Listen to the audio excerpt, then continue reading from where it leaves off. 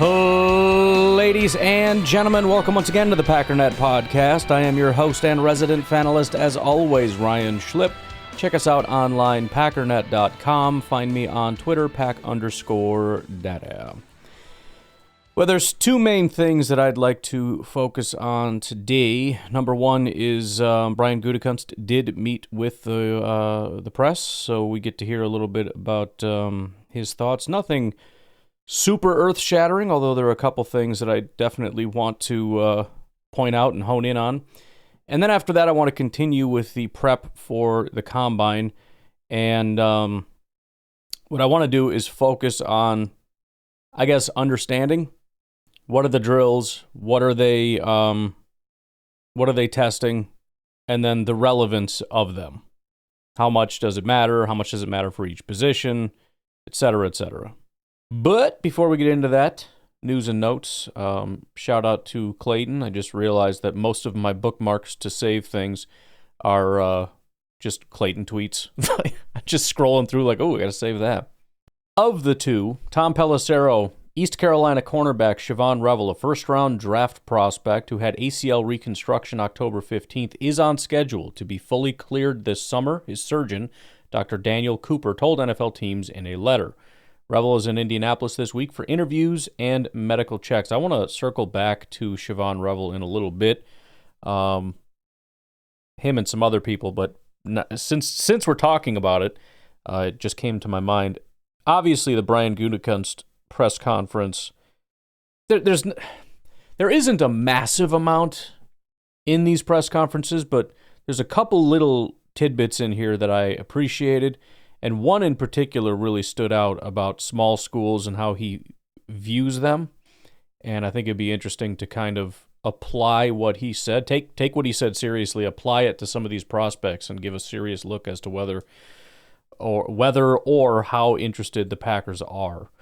In addition, Commanders have granted permission to Pro Bowl defensive tackle Jonathan Allen to seek a trade. This is via Ari Mirov, per multiple reports, so kind of via Ari Mirov. Allen is in the final year of his contract, and none of the money is guaranteed. Clayton did a lot of the legwork for me. He says recent PFF grades for 30-year-old defensive tackle Jonathan Allen.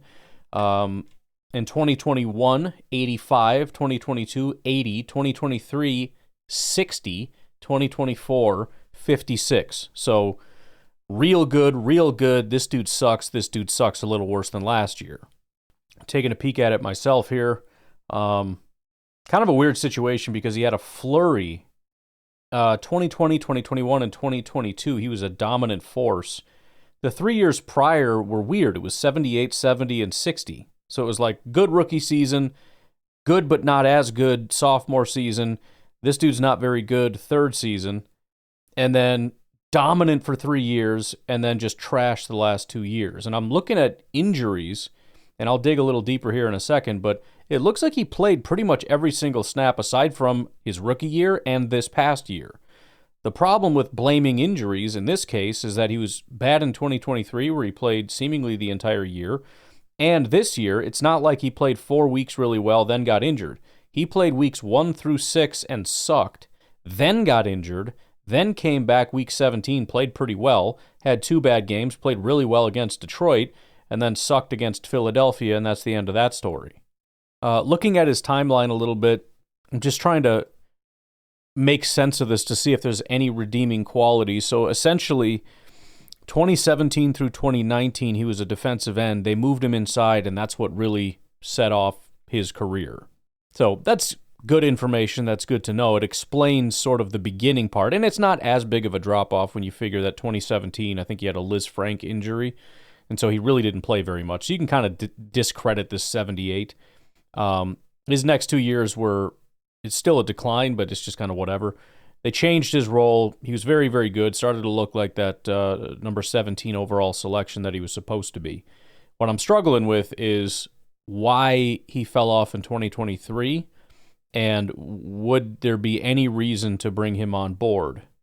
Bottom line, unless we can identify some kind of a massive scheme change in which they went away from a scheme that is very similar to ours, in other words, they were basically running Hafley's system from 2020 to 2022, and then they switched away to some stupid nonsense, and he would be a great fit here, I don't see why this would be a good idea. Take into account that even if that's the case, he's 30 years old and coming off a pretty serious pectoral injury. I don't really know why the big decline, but it's there. The pass rush is not terrible. Even in the down years, it was largely the run defense, which he was always more of a pass rusher. And in fact, his pass rush grades have been a little bit more consistent, or at least take his grades and, bump them up quite a bit. But even, 2023, he had a 78 PFF grade, 70 this past year, which again, you can maybe cut him some slack because he was injured after 6 games. But even still, 26 pressures on 250 attempts is still above 10%, even if just marginally. So, you could try to twist it any way you want, but I don't see that as... I'm trying to find a defensive tackle that makes sense, and I just am not finding it. Briefly want to check back in with Easton Butler. He has a fantastic prospect visit tracker. I don't think there's been new visits, but there's been new information about people that we've come to learn did visit with the Packers. So just based on some of the dates and some of these we I believe would have missed. I don't remember the last time we officially looked at it. But, for example, Green Bay Packers at the Tropical Bowl met with wide receiver Jeremiah Hunter out of Washington. At the Shrine Bowl, the Packers met with Chris Paul Jr., linebacker out of Ole Miss, and Aiden Williams, offensive lineman out of Minnesota. At the Senior Bowl, they met with center Jacob Bayer out of Arkansas State, Smail Mondin Jr., linebacker out of Georgia, and Hunter Wohler, safety out of Wisconsin. At the heck is that? Podium All-Star Bowl, they met with Johnny Davis, defensive back. It says Shorter is the school. I don't know what that means. Some D2 school. And then finally, it says they met with Kobe Calvin, cornerback out of Wagner. It says agent met with the Packers, Eagles, and Commanders at the Podium Bowl. Okay. So, met with the player's agent is what this one is under, so that's kind of interesting here. They also have Derek Whipple, Tropical Bowl, Packers scout in attendance at Bowl is what that one is. So I don't know. But, again, shout out to Easton Butler. He does a fantastic job with this prospect visit tracker, monitoring all social medias, it would appear. And then, finally, in the news, it came out that it was the Green Bay Packers, those shiesty people, that were the ones pushing to ban the Tush push. Now, I feel like we kind of knew this. I guess I just didn't realize that the Packers were kind of the sole force behind this. We've heard Mark Murphy talk about why he doesn't like the Tush push before, but it came out that some nefarious creature was out there trying to get this banned, and we didn't know who it was, and now we found out. I guess the Green Bay Packers submitted an official proposal to ban the Tush push. I'm not going to get super into it because I've already talked about it. I don't see why it would be removed. I don't really fully understand the argument for it. It feels at best arbitrary. It's hard to find an argument beyond I just don't really like it, right? I mean, what is the official, let's set up a standard, okay? Based on what standard does this not qualify as an NFL play? I'm not saying it's my favorite thing in the world, but it feels to me to be the epitome of a football play. I mean, it almost feels like modern football, which you would assume the Packers are all about old school modern, it's a historic franchise. You would think that they'd be at the forefront of the good old days type of stuff, But it feels like modern football that's all about, let's just calm down. Let's not be so smashing into people. Let's be gentle. Let's focus on downfield passing where you get really fast guys and quarterbacks with strong arms that launch it 40 yards down the field. And once they catch it, which of course you have to let them catch it, once they catch it, just try to push them out of bounds rather than hitting them very hard. If you could do that, that would be great. Those people saw a play where the biggest, meanest, baddest MFers line up to guard an inch. It is, to me, the epitome of football. Now, it sucks that they win every single time, right? And maybe if we can conclude that it's impossible to stop, which I don't think we can, then, you could argue that. But all we're really saying is, and I've said this before, all that really means if it's impossible to stop is that 9 yards is a first down, but also you'd have to demonstrate that all 32 teams can do it. And if 32 teams can't do it, then it's not impossible to stop. It's a skill thing. It can be stopped. Other teams get stopped all the time, but there's one team that's so good at it. I mean, could you imagine if in the Lombardi days, rather than trying to stop the Green Bay Packers' famous sweep play, they went to the league and said, they keep doing it, we can't stop it, it's like cheating. They're just spamming this play over and over again, and I want it banned. But apparently the Packers, which includes GM Brian Gutekunst and President Mark Murphy, are backing the idea of the proposal. Packers are arguing that the play essentially offers an automatic first down when only a yard or less is needed, which, again, I understand that. It is a little frustrating, but, the game evolves in a direction of this is what you need to do to succeed. So the first question is, can all 32 teams do this? The answer to that question is no. And I think the Packers massively underutilize this. I think that this is, if you found a way to manipulate the game, you're telling me the Eagles have found a way to manipulate the game so that 9 yards gets you a first down every single time? And all 32 teams, or the other 31, are not just spamming, they're practicing this 24/7. That's critically important. Why aren't they? Probably because they can't do it. Okay, fine, then what do you have to do? Maybe you have to invest in a stronger center. Maybe you have to invest in a better or different offensive line. Maybe quarterbacks with thighs made out of tree trunks are a valuable commodity. And if you tell me I'm not going to draft a quarterback just for strong legs, that's stupid, it's not valuable enough, then you're defeating your own argument. Because if it's not that big of a deal, then it's not that big of a deal. And that 1 yard is not the most important thing, that actually having a high-functioning quarterback and downfield passing game and running game from, the first 9 yards, or being able to get the first 9 yards, is more important than the last yard, then again, you're defeating your own argument. On top of that, now we start getting into the weeds of what exactly is a tush push. What is it you can and cannot do? Because I have a feeling the Eagles are still going to be able to run a sneak and make this work.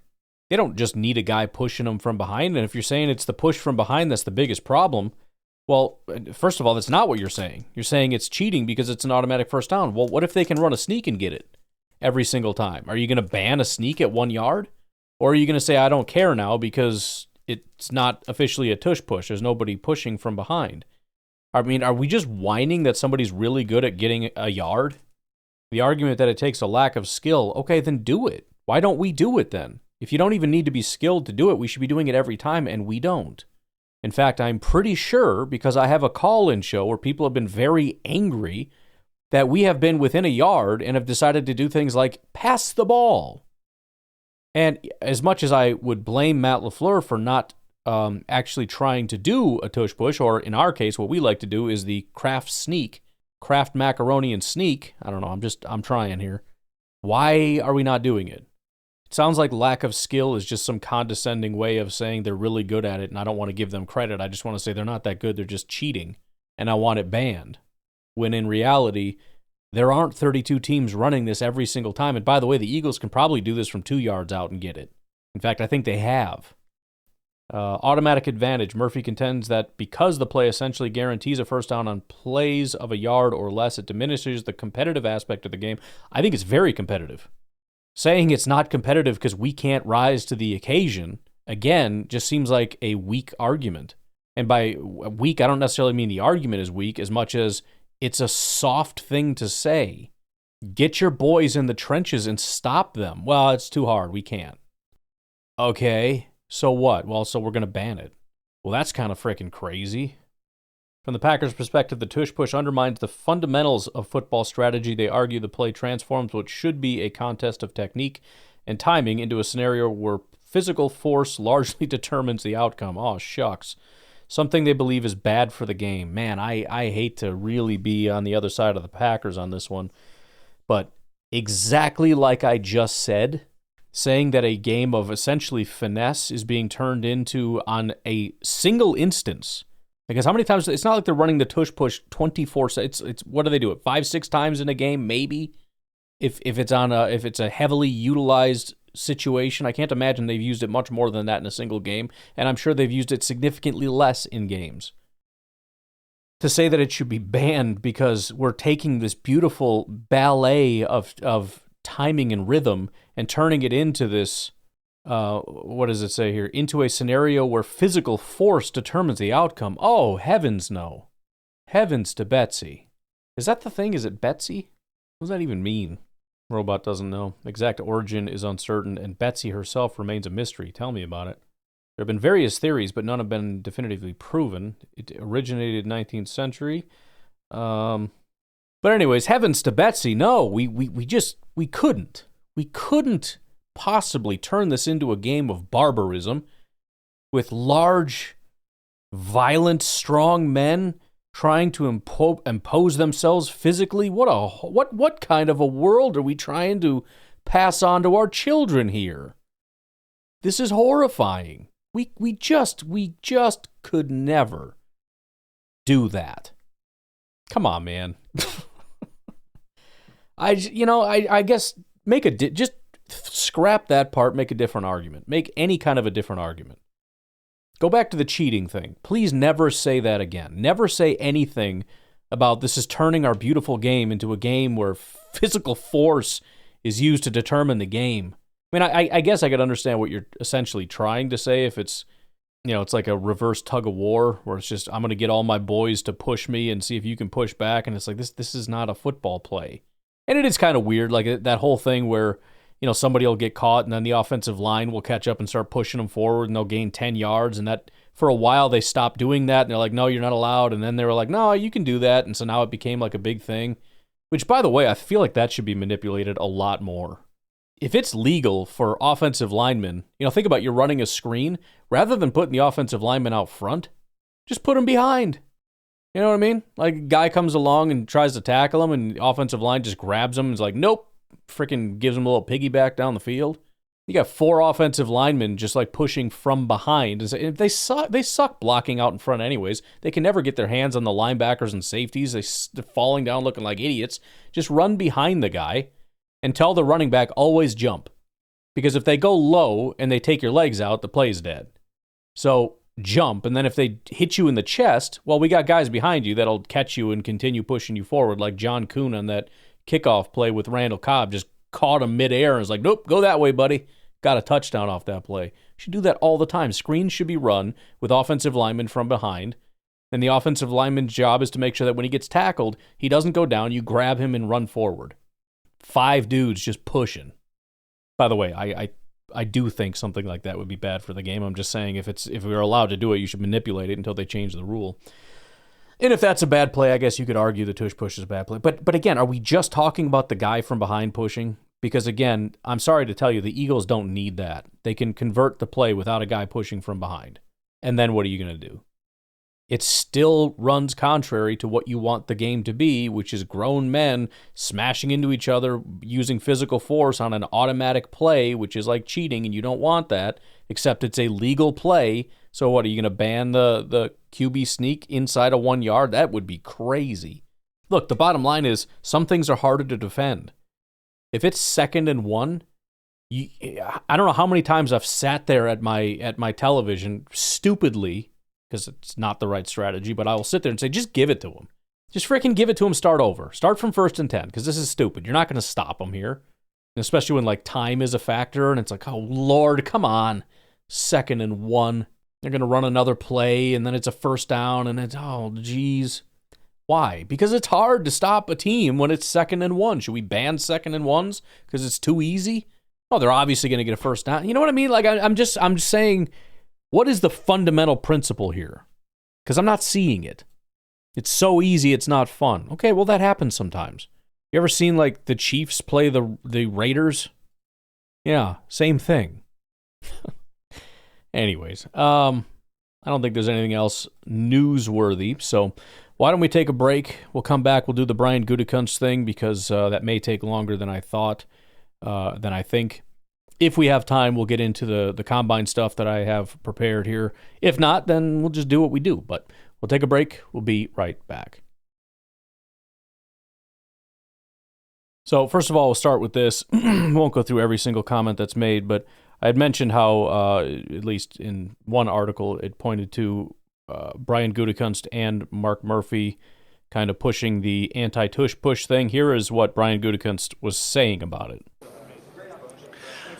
Yeah, I'm aware of it. We really haven't had very many discussions about it. I'm sure we will over the next few weeks as we head into the owners' meetings. But so I'm aware that we did, but really haven't had many discussions about it. Sorry again. I know we're not very successful against it. I know that. But to be honest with you, I have not put much thought into it. It's been around for a while. We've used it in different fashions with our tight end. Again, I think there'll be a lot of discussions about it. I got to kind of look at some of the information as far as injury rates, things like that, to see. But we'll see. So, essentially, Brian Gutekunst is saying, like, I don't think he likes it. He had mentioned, kind of scoffed that we're not very successful against it. But he also said, I haven't looked into it. I don't really know. I'd have to look at more data. And it really is more of a Mark Murphy thing. And if anything, if you were to go to somebody else, it would be Matt LaFleur, because you're talking game strategy and all that kind of stuff. Not to say that Brian Gutekunst isn't going to be asked for, obviously he wasn't asked for his input, according to Brian Gutekunst. This was submitted without his knowledge. But at the level of GM, looking at the function, like what does the GM do? How much interest does he have in that? I guess from the standpoint of personnel, if it becomes a major thing, you start looking at, and you'd have to talk to your coaches. The coaches would say, we need to be running this more, whatever. So then you would start looking at that.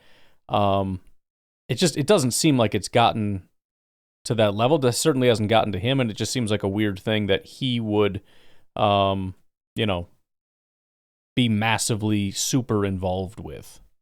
For the record, I cannot hear the questions being asked, so sometimes I can't even tell you what the question is, but it's more about the answer. I had been alluding to this for some time, some years, and it was, I'm blanking on the guy's name. He's an NFL draft guy, pretty smart guy. But he had talked about how the wide receiver position is massively different because of the 7-on-7s and all the different things that are going on. They have just much more practice, so they're much more NFL ready. Here's Brian Gutekunst essentially acknowledging what I talked about. And by the way, a couple days ago I had mentioned this, talking about possibly actually looking at a first-round receiver. Now, we'll get into that, not that they've been avoiding it, but just in terms of how beneficial it could really be.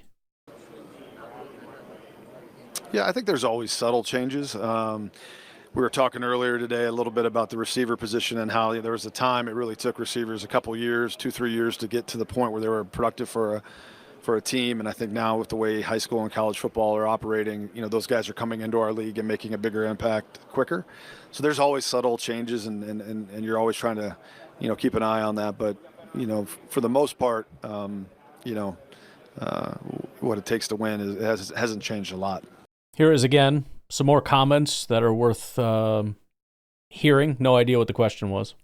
That's a great question. I think for us it's been time, and allowing these guys to develop and get comfortable. I don't know if there's a lot of patience anymore. I understand it. We've had the luxury of having the ability to be a little bit patient with a couple of our quarterbacks and allowing them to get into a space where they were very comfortable with the offense we're running. Continuity in that offense. I think, when Brett and Aaron were here, we were basically in the same offense for a long, long period of time until Matt came in. I think those are some underrated things people don't, spend enough time on. The reason I bring that up, not only because, it's good to be reminded that things a lot of times do take time. It's rather than just flipping out about so-and-so is not a good player or whatever, or didn't make an impact. But beyond that, I do think it's important to recognize that from Brian Gutekunst's standpoint, not that it isn't great to have a guy come in like Cooper DeJean, the great savior, to come in and just have an instant impact, right? Obviously, you want that. But I don't think the Packers and Brian Gutekunst view the draft that way. They don't see that as who are the guys, and that's why, by the way, needs-based drafting also fails, not only because you don't know what your future issues are, but because you're not even necessarily trying or expecting these issues to be fixed immediately with these players. If you're expecting the guys that you draft to hopefully take a step in years 2 and 3 before they become a real, legitimate, hardcore contributor, Might be slightly different with first-round picks. You kind of, expect something hope for something a little quicker, although even that, not necessarily. Why would you try to fix this year's problems if you're buying something that is going to fix something 2-3 years down the road? So, free agency is much more of a now thing. The draft, you hope that these guys can come in and do something, but this is an investment in the future. This is a long-term vision. It's another reason why I tend to think a lot of the more, I hate to say casual, because that's I don't know what other term to use, but a lot of the people that are obsessed with free agency and do not like the draft as much is for that reason.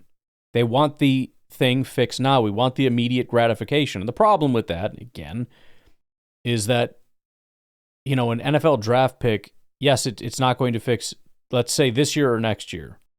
But if they're on the team for 7 years, you forego the benefit of 2 years to get the benefit of 5. What do you do if you forego that process in favor of constantly going out in free agency and getting guys for a year or two? Kind of like the Vikings do. They go out and rent a guy for a year and then let him go. What happens? You're rebuilding every single year. You have no investment. And the other thing is, this year's problems aren't going to be fixed by this year's draft class. It's the class from 2, 3, 4, 5, 6, 7 years ago, culminating into the current team.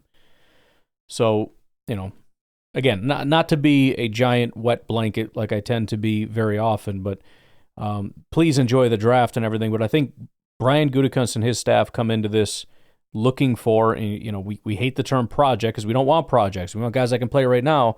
You're always looking for projects, no matter what. Nobody's coming in with the expectation that they're never going to get any better. You take a guy where he is with the hope that we have to teach him everything, how to play in the NFL, how to, learn how to play at this speed, learn how to play in our system, learn how to do this, that, and the other. These things will always take time. And if they can play year one, bonus. But that's not what they're doing right now. And that's not what they're looking for. He kind of elaborates on that here, where he talks about, obviously, ideally, you're going to have a guy that's ready to go as soon as possible, but that's not always the case, and that's, just not how it goes generally. Yeah, I think it's an individual case. Each guy's different. Obviously, you want them to be ready as fast as they can be, but at the same time, it's a tough league, and there's a development period that's always going to happen for all these guys. So yeah, you're balancing everything from kind of where thhere at now, where you kind of feel their end game is, and obviously whatever player we bring in, we want them to get there as fast as we can. But again, it takes time. There's no shortcut for experience. So there you go. All right, it's, ideally it's a day one, this guy's a stud.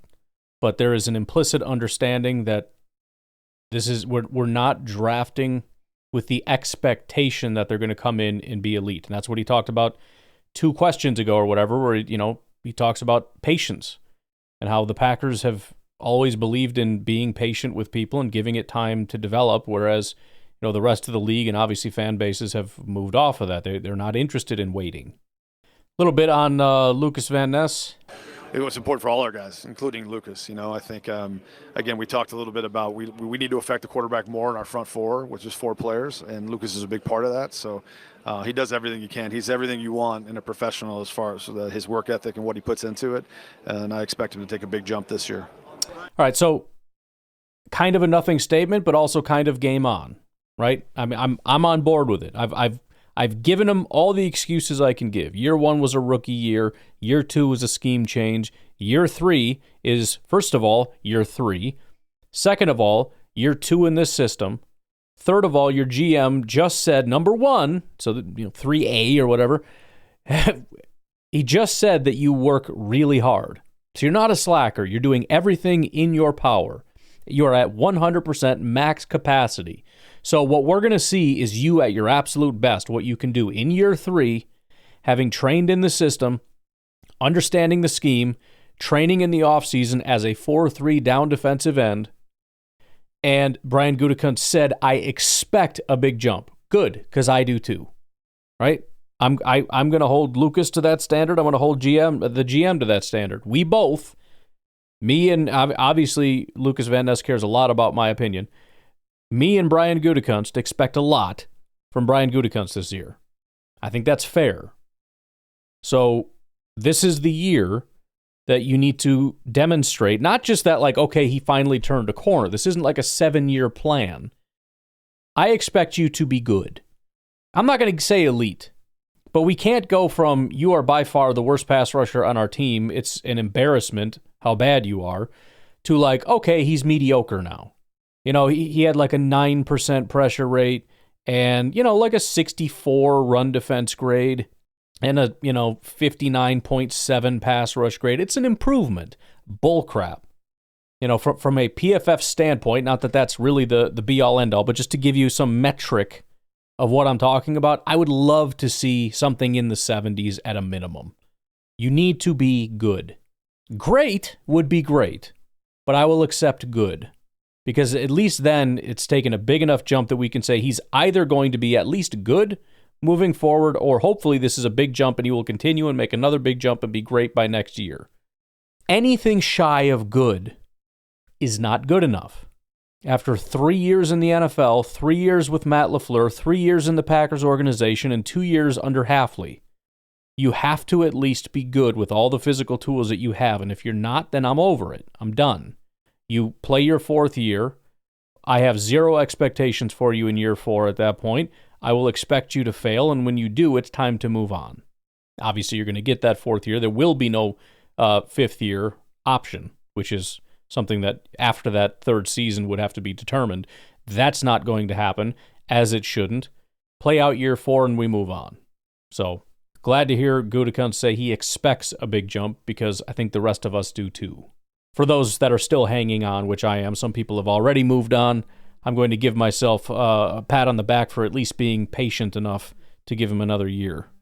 All right, I'll tell you what. Why don't we just take a break? I don't think we're not even halfway through his thing yet, so we'll just assume we won't get to part 2. We'll save that for tomorrow. We'll take a break. We'll be right back.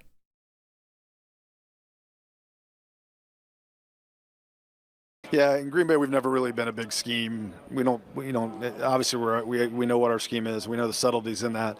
I think we've always tried to. Our process has been about getting the kind of players that can play in any scheme. I think you got to be really careful about when you're selecting players that are one scheme fits, because that stuff can change. I mean, it can change with our staff, and we can what we started out doing at the beginning of the year last year. As Haf got familiar with what we could and couldn't do, and injuries play a part in that, then we adjust. So you got to have versatile players. You got to have guys that can do everything. So our process has been in place kind of almost 30-some years now. And again, we're aware of our schematic differences than other teams, but it doesn't play a huge role in how we go about it. So just worth bringing that up as we go through and look at prospects and talk about scheme fit and whatnot. Now, to be specific, I don't necessarily – that doesn't move the needle for me necessarily in terms of what I've been saying about guys that are in the slot. I don't see that as necessarily – we're not talking like, well, he's a good fit for a West Coast, this, that, or the other. On top of that, what I'm describing is a limitation. And what Gutekunst is describing and what he likes are guys that have – little to no limitations in terms of what we can ask them to do, which, if anything, I think plays stronger into my hand. Anybody with any kind of and the Packers, I'm sure everybody kind of wants that, but the Packers have always been that way. They want to get offensive linemen that can play every position. They want to get defensive linemen that can play every position. We know this about them. So if anything, when you look for guys, it's not that you're looking for a scheme fit as much as you're looking for a stylistic player that you struggle to box in, right? In other words, he can play X, he can play Y, he can play Z. It's any of these things.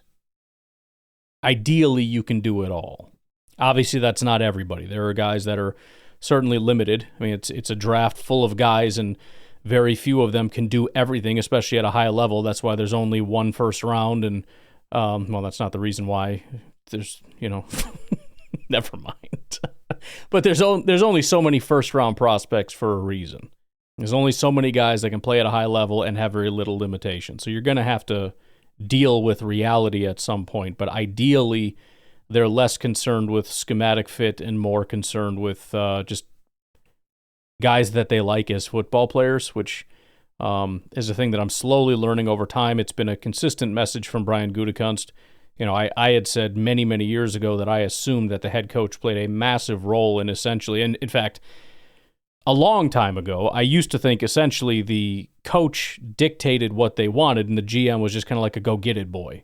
The coach is like, here's what we need, and the GM, almost as if the GM was under the coach, whereas the coach would say, I want X, Y, Z, and he just uses his expertise to say, okay, well, then it sounds like you're looking, he's like a car salesman. Like, I need a truck that can get me through the winters, and I need hauling capacity, and I need this, that, or the other, but I also want good gas, and the bottom line, they'd come out and say, okay, it sounds like you want this kind of a vehicle, within your price range, et cetera, or somebody trying to help you buy a house.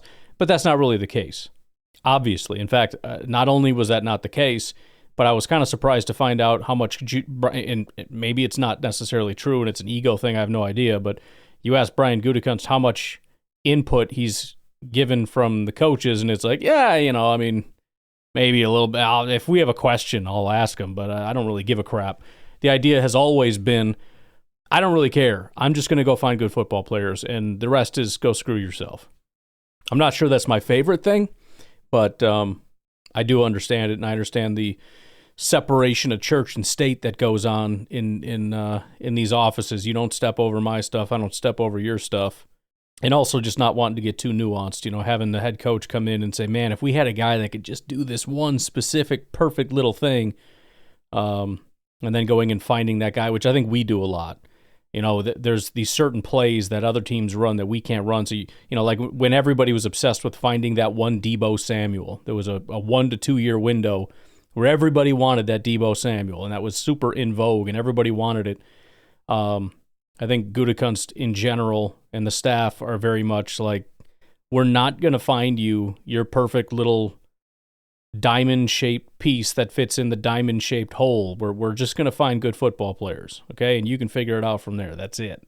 And it sounds like, if anything, the input comes more so from using the coaches as extensions of their scouting staff. I mean, we know that they watch film on these guys and whatnot.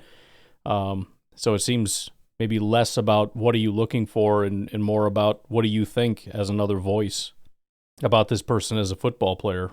Just because obviously, guys like Matt LaFleur and the coaching staff have a lot of value in terms of watching film over and over again and seeing things. And, you watch opponents 24/7, and I'm sure you see things. And so you can see that in other players in college football and say, dude, that reminds me of such and such and so-and-so, and if we had a guy like that, we could do that. So that maybe is more so the value. But I bring this is like an every year thing. The offseason's so funny because I say the same things every single year. And it's because it has to be, because we keep making the same mistakes every year. When we do our mock drafts, it's about how do we make this fit perfectly with our, the needs are like little cutouts, and we're trying to find that puzzle piece that fits perfectly in those cutouts. And Gutekunst is more like trying to fix a hole in the wall, where it's like, we're just going to cut a bigger hole, and then we're going to plaster over the frickin' thing and tape over it and sand it down, and we're done. And give a crap about the shape of the hole. We're going to cut the damn thing out anyways. We're going to make it the shape we want it to be in, fit a new piece in there, and slap some crap on it and be done with it.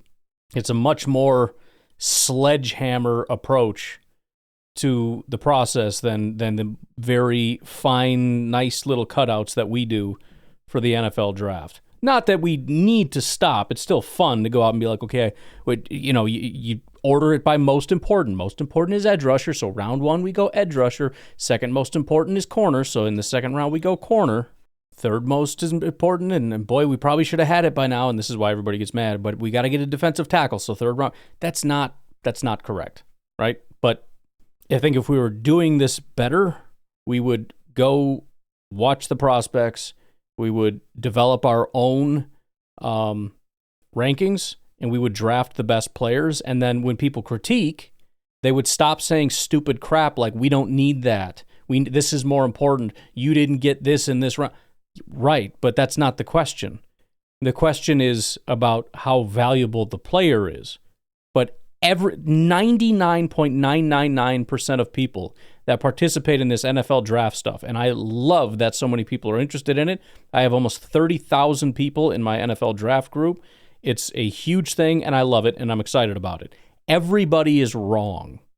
Everybody that critiques things critiques it on the basis that the way that you draft is in the first round you get the most important thing, in the second round you get the second most important thing, in the third round you get... That is not what you do. And so that's not how you should be critiquing drafts. In fact, you shouldn't even be critiquing it until you know who is even available. You could ask, a better question might be, I'm curious if X, Y, and Z were available, or maybe be curious and ask questions like, that's interesting that you took this person in the second round. I would consider them more of a third rounder. What do you like about them? But that's not what happens. Everyone's a condescending douchebag when it comes to the draft. And you just, he's not going to go in the second round. You're an idiot. You don't know ball. Blah, blah, blah, blah, blah. Vomit, vomit, vomit. It's nonsense. Anyways, here is Gutekunst talking a little bit about Romeo Christian, the situation there with the contracts and whatnot. Yeah, I think obviously Christian's going to miss some time probably at the beginning more than likely. So we'll kind of see where that goes. But, yeah, I think, that's going to create opportunities for some guys we have on the roster now that I'm excited for. So we'll kind of see how that shakes out. But we got a long way to go. I mean, we got free agency, the draft, everything coming up. I really wish I could hear the question because I know it had something to do with Christian and Romeo in contracts. The reason why I care is because the way in which he answers a question is interesting to me. He was very evasive and seemingly didn't tackle the question head on. It's just kind of an interesting way to answer a question about that. First of all, not even touching Romeo Doubs, mentioning that he's excited to see other people hopefully step up. And then mentioning that, hey, let's not forget that this might not be the Christian Romeo show, and the fact that we've still got free agency in the draft coming up, to possibly add some more talent there. I don't want to overread into it, but at the same time, again, depending on what the question was, sometimes you kind of just know the answers to the questions, or at least how they answer the questions. You kind of just get used to it, and they answer it, and you're like, that's not what I was expecting. That's weird.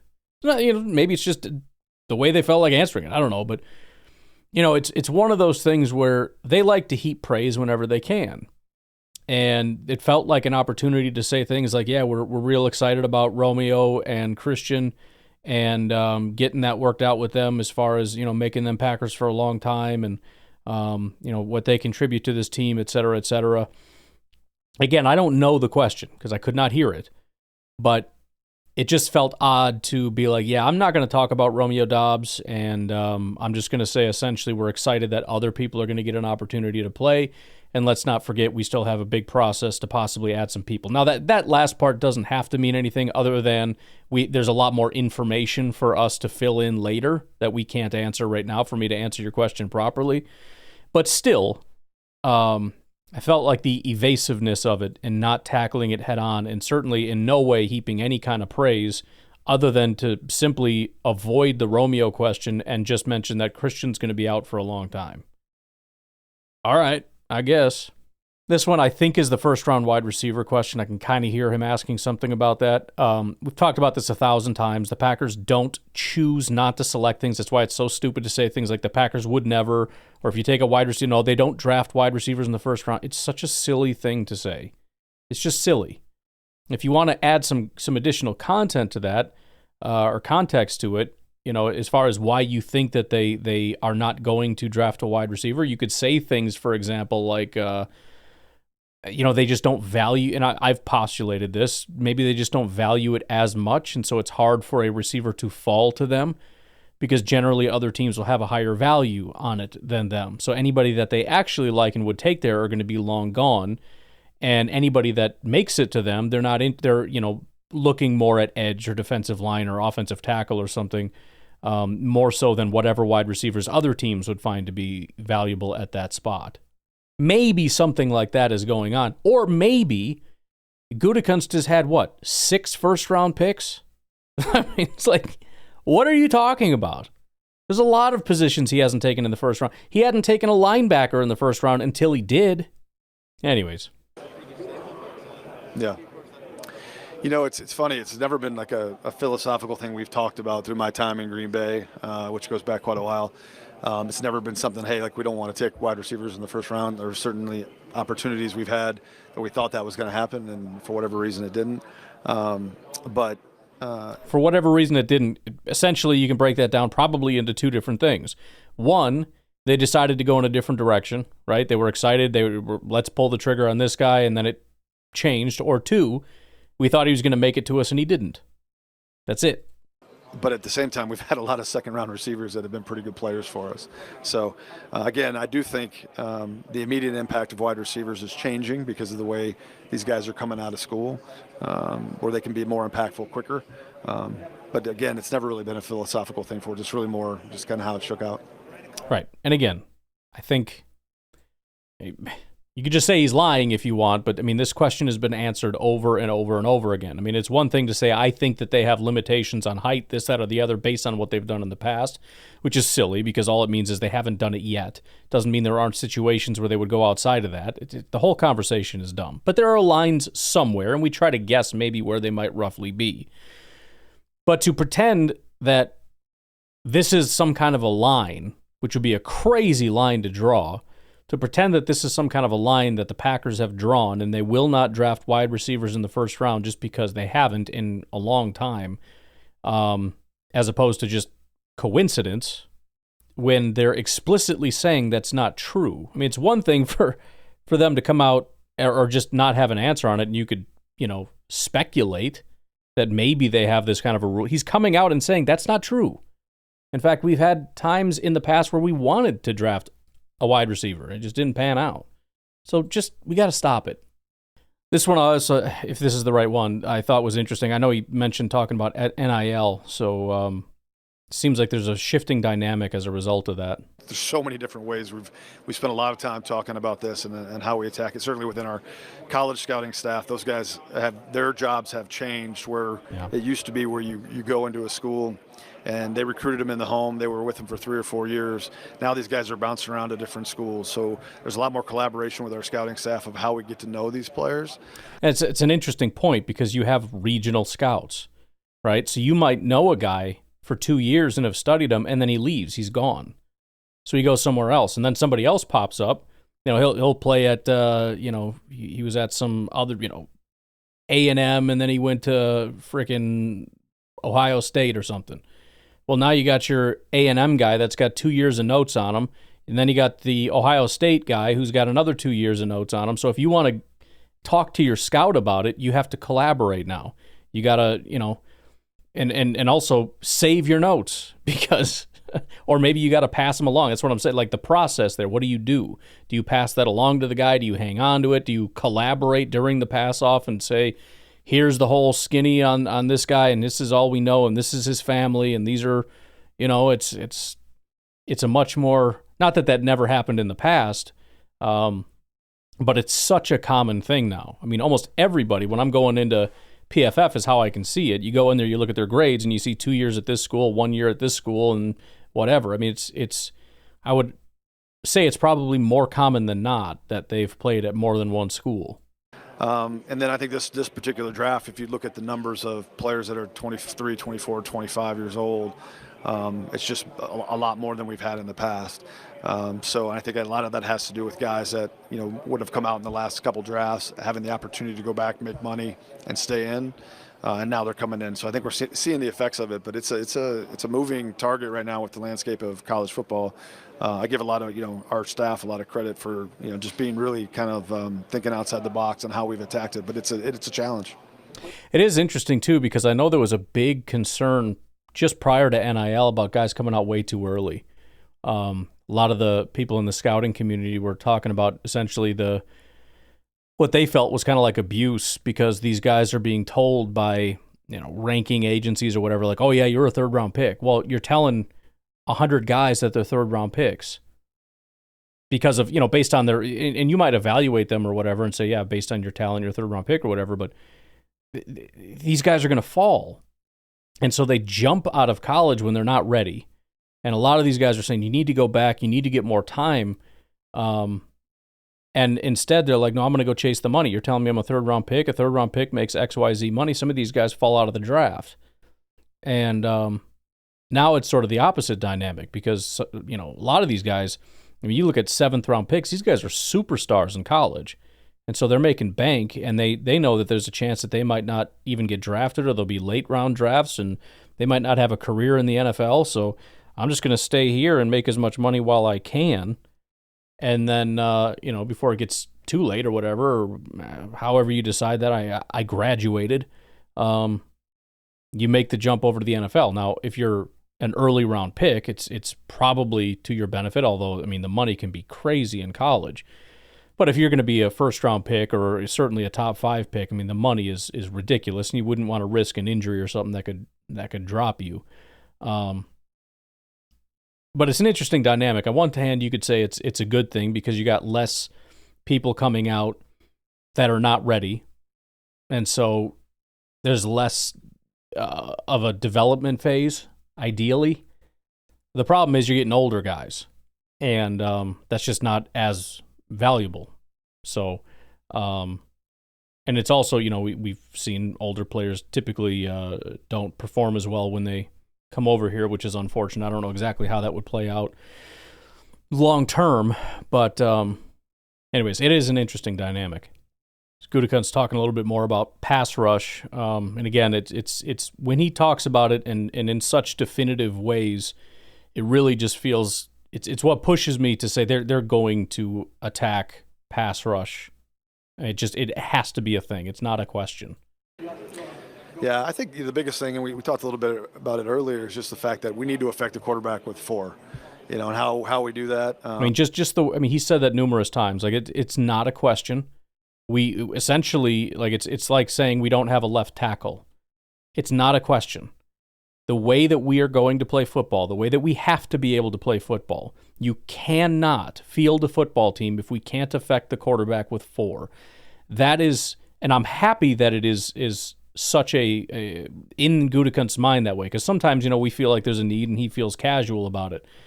I'm getting the impression from Gutekunst we do not have a complete team until I feel comfortable that we can affect the quarterback with 4, which is why I think we will attack it in free agency and not with just some random scrub that can't affect the quarterback.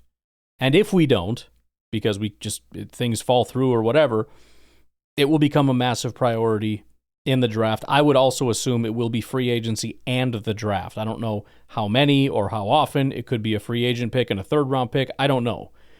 But just, again, the way he speaks about it so definitively to me makes it very definitive in my mind. This will get fixed. Or I shouldn't say fixed. That's the wrong way to put it. It will be addressed. Kind of remains to be seen. But, we had good moments last year, but it just needs to be more consistent. It needs to be able to control the game when we need to control the game and finish games off. And, again, I'm excited about the guys we have in the room. We'll see if we add to it. But that's got to get better if we're going to accomplish our goals that we want to accomplish in this season.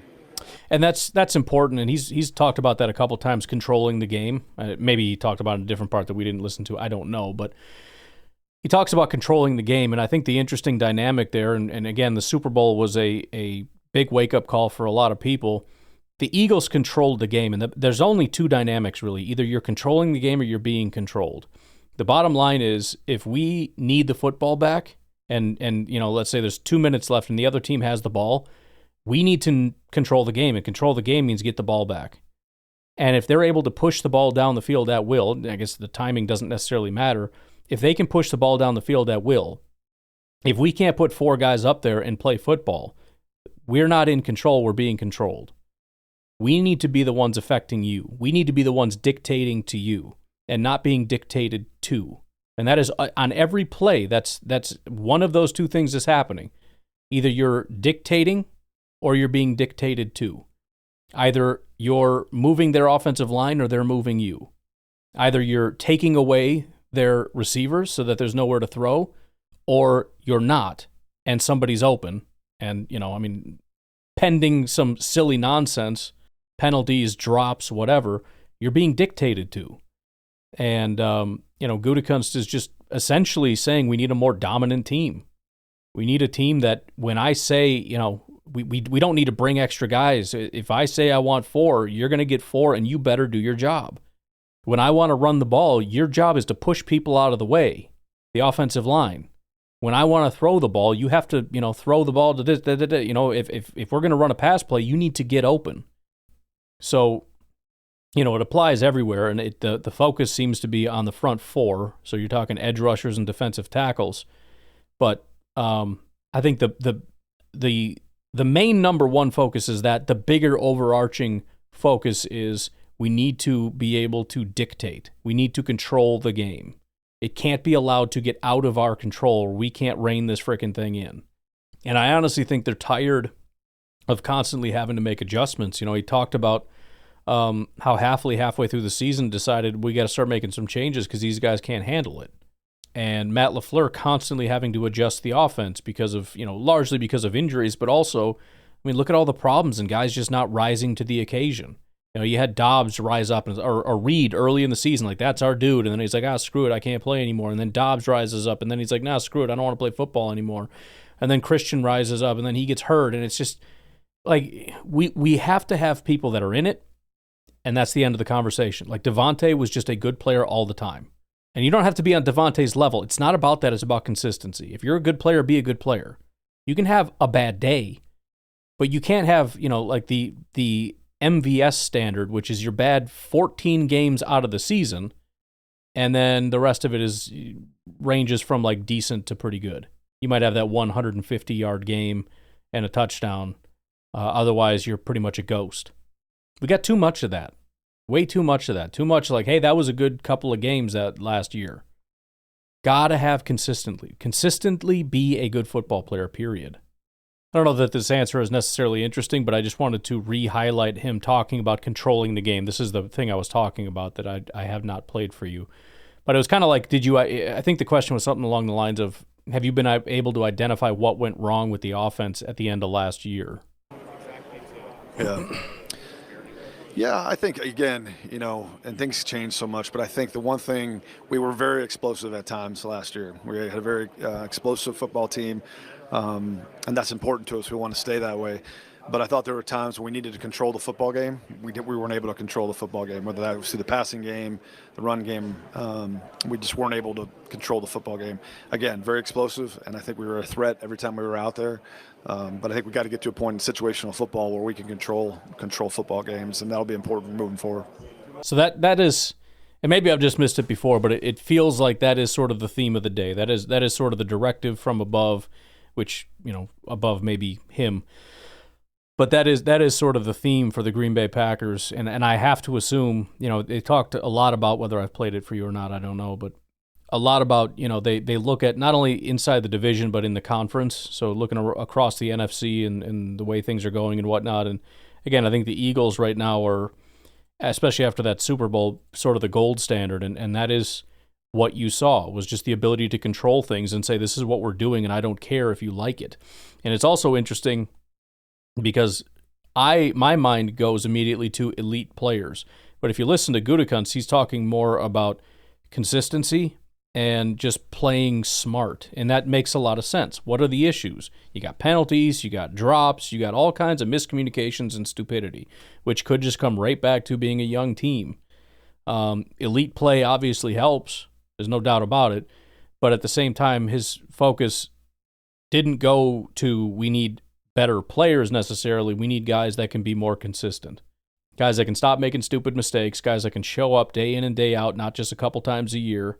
And I think that that's true, and I think that makes sense. And I'm glad that that's the direction we're building, and I'm hopeful that they have a plan surrounding that vision of a dominant team. Again, my mind goes, like a lot of people, back to the trenches. Offensive line, defensive line. If you want to talk about the control game and winning and making sure you can impose your will, there's no better way in my mind to control a football game than in the trenches. All right, everything starts up there. You can move on to wide receiver corner, right? The ability to erase things and take away the short. That's where the evolution comes from. Okay, you're going to try to dominate me with the defensive line. We're going to get the ball out quicker. Okay, what's plan B for the defense? We got to be able to play up and in your face and take that away. Well, what do we need? We need corners and linebackers that can play up, play man, etc. And obviously it evolves from there, but I come back to the starting point, the foundation is the line. And I said I'm conflicted as far as offensive line is concerned and how to exactly handle that, but there's no conflict when it comes to the defensive line. We need edge, we need defensive tackle, period.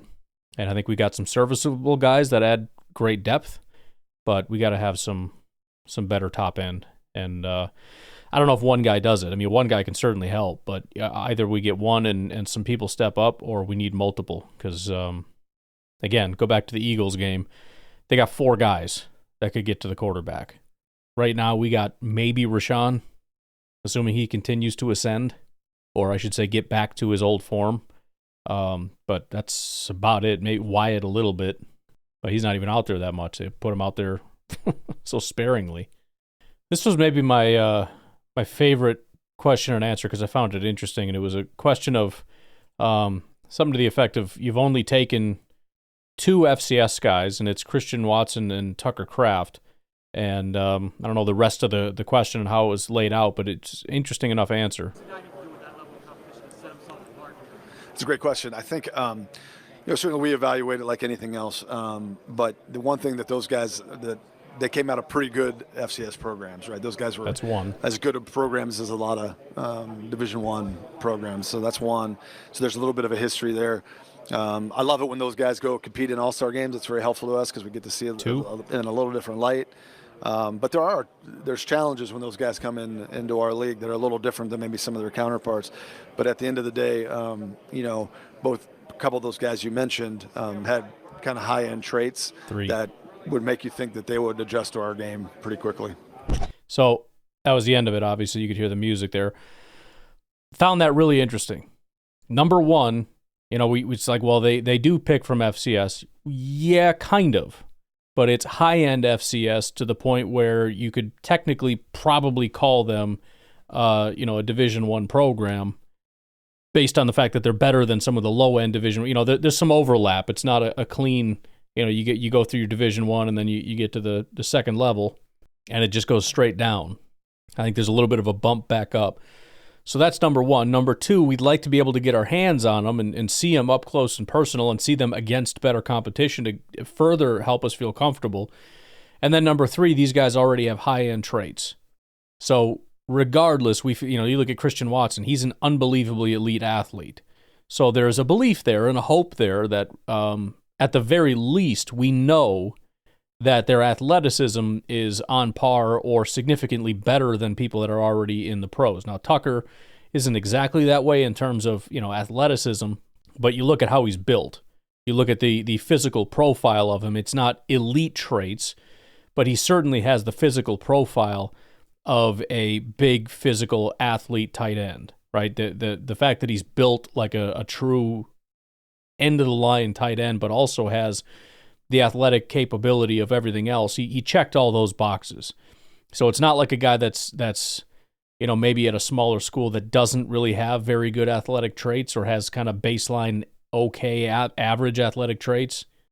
And they seem dominant there, but we don't really realize, we don't know if you can take those same baseline meh traits and bring them here.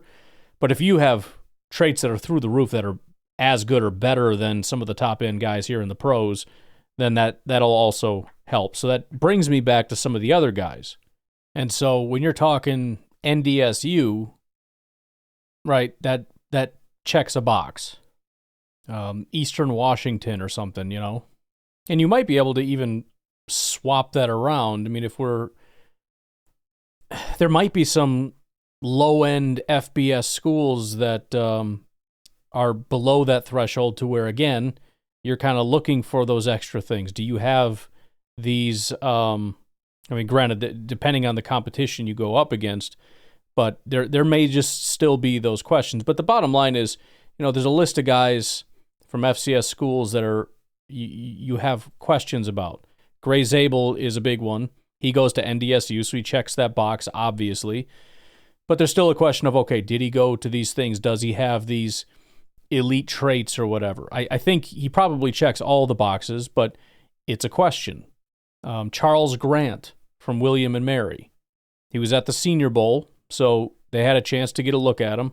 How did he perform at the Senior Bowl? Probably a big question. How is he going to perform at the Combine in terms of his athletic prowess? But, he's a potential 4th-round prospect or something, so it's interesting to hear him talk about that. Usually you get sort of the bland answer, I guess you could say, of like, well, it all that matters is the tape or whatever. But he was pretty straightforward about it. Like, we kind of have higher standards for some of these guys, just based on the fact that there are some gaps in our knowledge. But David Walker, edge rusher out of Central Arkansas, he's at 136 overall and rising. Running back Marcus Yarns out of Delaware. Jackson Slater, interior guy out of Sacramento State. Efton Chisholm, wide receiver out of Eastern Washington. Got a bunch more here that obviously you could rip through. But the point is, when you come across some of these guys, those are going to be some additional questions. Did they go to one of these bowls? Senior Bowl, East-West Shrine. If they did, how did they perform? Some of these guys, just going isn't good enough. If you went and didn't perform well, that's not great. But if they went and they performed well and they did well at the Combine, could probably put them in the okay camp. If not, I don't know. But, all right, I'm going to leave it at that. You guys have a good rest of your day. Again, we got no Packernet After Dark. Only have one call as of right now, so no big deal. There's nothing really going on, nothing much to talk about. I'm hoping we get it ramped back up once the Combine starts. But, again, phone lines are open, so get them in if you got them. I'll talk to you guys later. Have a good one. Bye-bye.